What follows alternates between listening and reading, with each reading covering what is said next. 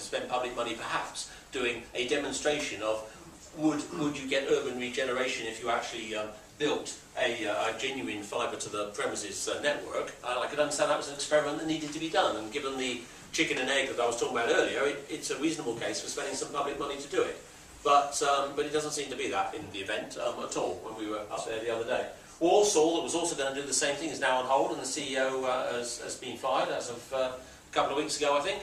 And so some of these things are really not going anywhere very fast, and not a lot is happening. So overall, I think you have to say, although there's some brave efforts going on, progress is quite slow.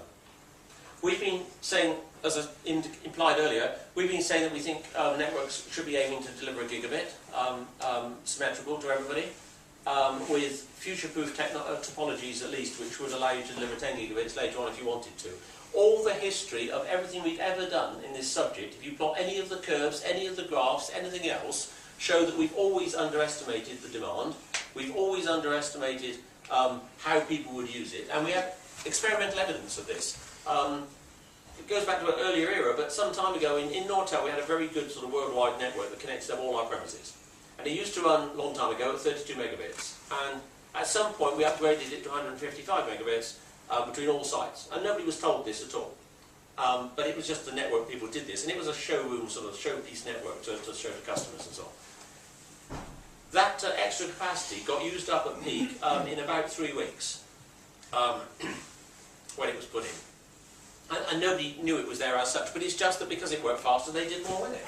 You know, people downloading something and discovered it works a lot quicker, so they downloaded 4 versions of it. Oh no, that isn't quite the right one, I'll try another one. Instead of thinking so hard about which one they were going to use. And so this just user behaviour just mops up bandwidth when it's available. I mean, very, very quickly.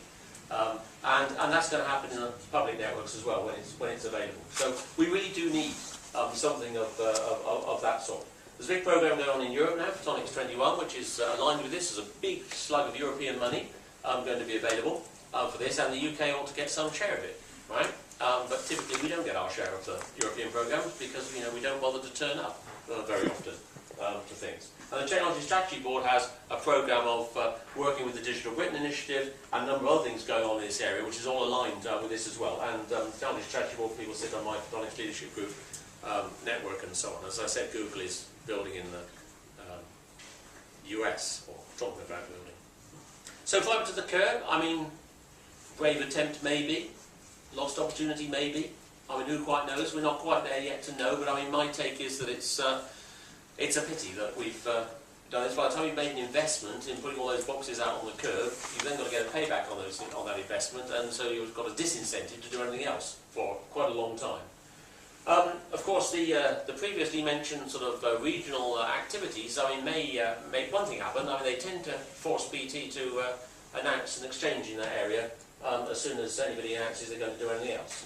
So at least it's one way of getting your local exchange upgraded by BT. These are the announcements so far on the fibre to the curb rollout. So if you're here, we're probably okay around here somewhere, right, where we are. But I mean, if you're in Norwich, I mean, it's got a bit of a long wait, I'm afraid, for some of this to happen. This is the announcements that are supposed to be up to the end of this year.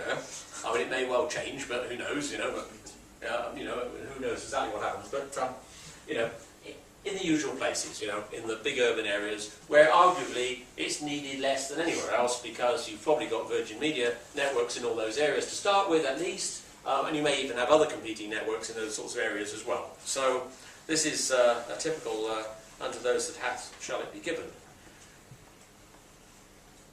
Radio is still important, because it's at least going to be important for mobility when everything else is going on. As I said, you've got to keep up to speed with that, and we do need the developments going into 4G, LTE and so on. WiMAX seems to be fading a bit in terms of whether anybody's really going to use it for anything serious.